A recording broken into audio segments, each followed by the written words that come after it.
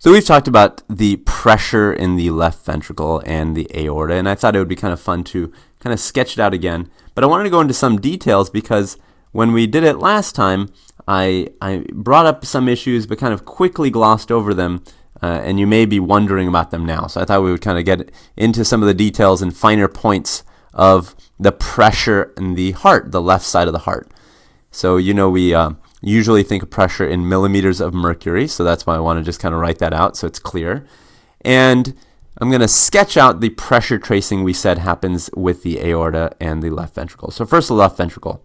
We said that the pressure rises kind of slowly, and then eventually the left ventricle is going to contract really hard, and that's the real cause of why the pressure rises abruptly, and then it relaxes.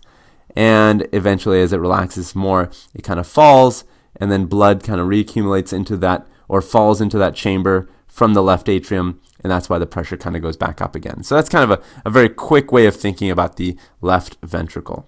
And then, of course, you have the aorta, and I'm actually going to do the aorta a little bit more slowly. The aorta, of course, there's blood leaving the aorta, going to different parts of the body, and then let's stop it right there and now kind of talk about exactly what happens when the pressure of the aorta and the left ventricle cross.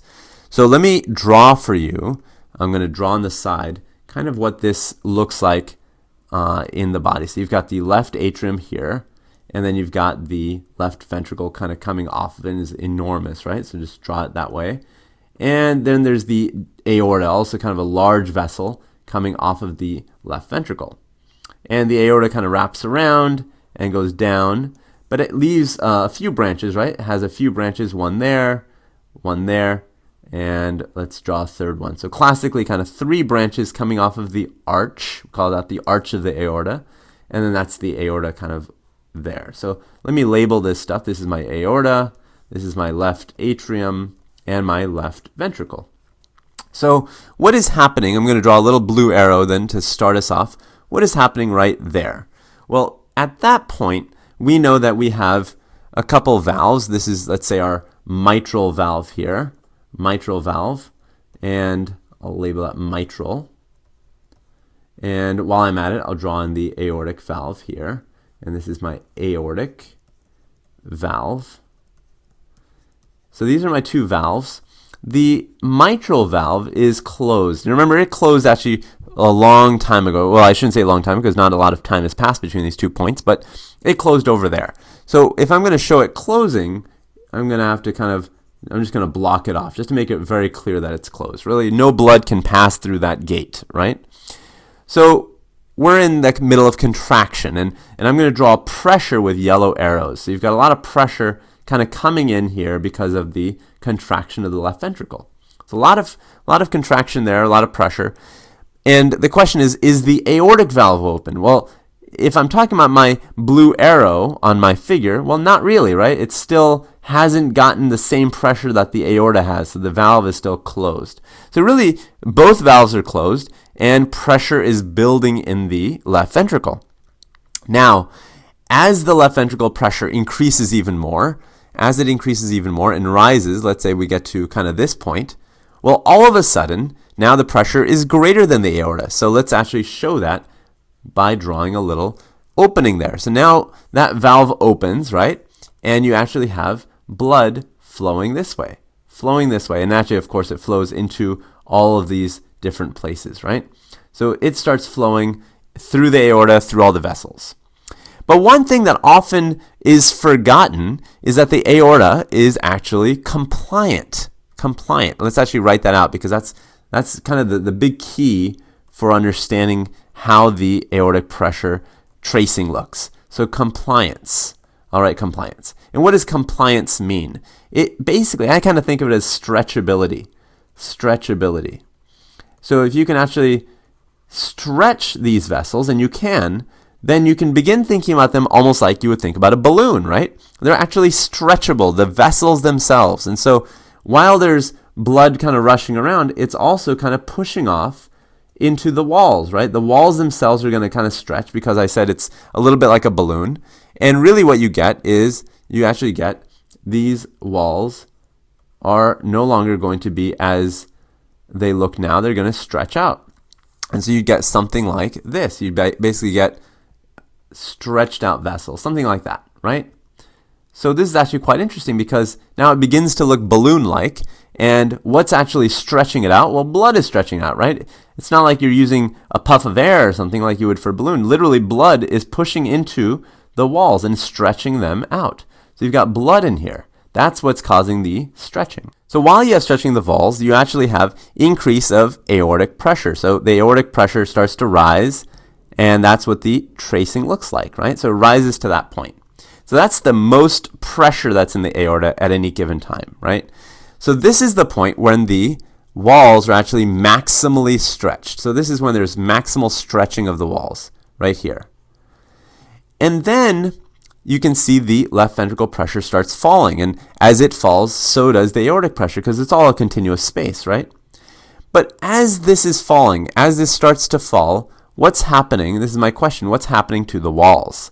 Well, at that moment when it begins to kind of fall again, the walls, remember, they're like rubber bands. The moment that you put less pressure on them, they're going to start to recoil. Immediately, they start to recoil. So they start doing this, right? They're recoiling.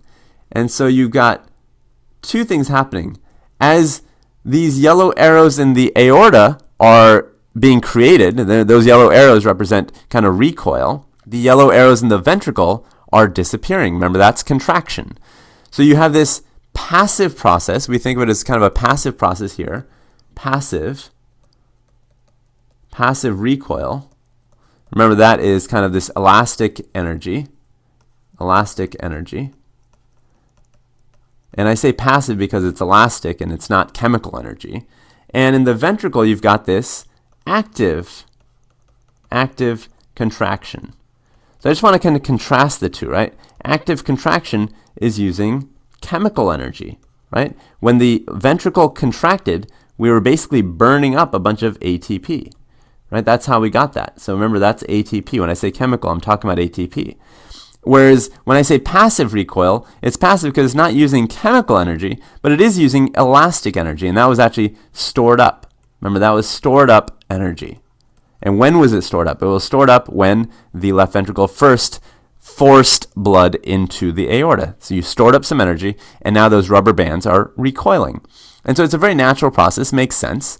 And so while we're on the downhill of our pressure slope, the bands are recoiling, and now eventually what's happening is that pressure here is rising just slightly from the fact that you've got some recoil, and pressure here is falling quickly because basically now this process of contraction has gone away, right? On the downswing of the left ventricular pressure, these arrows go away.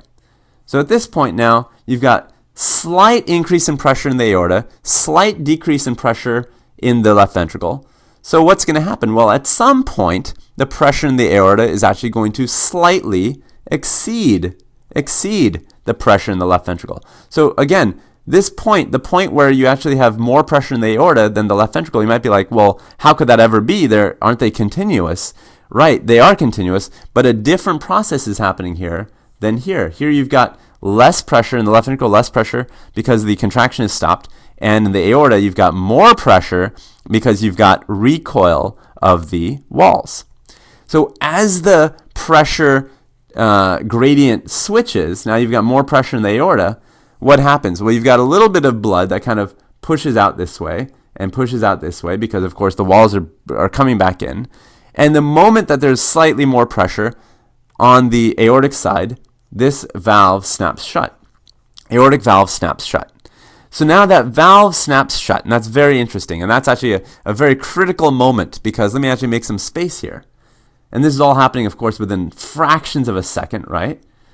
That valve snaps shut, and there's blood that literally kind of wanted to go in and basically gets the door slammed in its face, and it actually kind of recoils and goes back around. So it wanted to kind of go towards the left ventricle. The aortic valve snapped shut and pushed that blood back into the aortic space. And of course, if there's all this blood kind of snaps back, what's it going to do? It's going to push again. It's going to push back just like it did the first time out on those walls. So these pressure arrows reverse. And you actually get pressure going the other way because of the snapback. So you might think, well, that's such a small amount of blood. How can it make such a big difference? But it does. That tiny amount of blood that hits off of the aortic valve pushes back into the aorta and actually increases the pressure in the aorta. So let me actually write that out very formally here. You actually have a snapback. Snapback. That's just my own terminology of blood bouncing off the aortic valve. Bouncing off aortic valve. Okay. So now it's really clear where that pressure is coming from. It's coming from the snapback of blood. And as a result, you actually have a slight pickup of pressure in the aorta. So now blood is kind of re-enter the walls here, right? Re-enter the walls. And now finally, you've got your aortic valve closed, and you've got blood in the walls, and blood kind of leaving, as it always has, through all these different routes, right? Leaving through all the vessels, going to the different parts of the body. So at the end of this, what's going to happen? Well, eventually, all this blood is going to kind of want to leave. It's going to all kind of want to leave, and the walls will basically kind of empty out. So all this blood will kind of finally leave, empty out, and the walls kind of go back to their original shapes. Let me just show them in their original shape, and the whole process can start over again. So these walls go back to where they were when I first drew them, something like that. And this is, of course, due to the fact that the rubber bands are basically back in their natural position. And as that's happening, blood is kind of draining off to the different parts of the body, and you basically get something like that. So this point and this point are the same. So you've really kind of come full circle, right? And what you get here, what it looks like, is a notch, right? Because pressure goes up here and it comes down here. So it basically looks like a little notch. Now before I drew it kind of just more straight. I didn't really draw that notch because it was a little bit clearer to show it the simpler way. But truly this is actually what happens. And this notch is called a dicrotic notch. Dicrotic notch.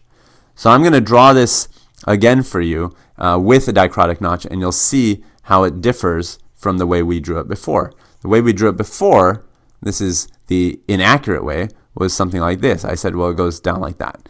Well, the more accurate way would be to say, okay, it goes down, but then there's actually a notch that kind of comes in there. So this increase, this difference, is because of the compliance of the aorta.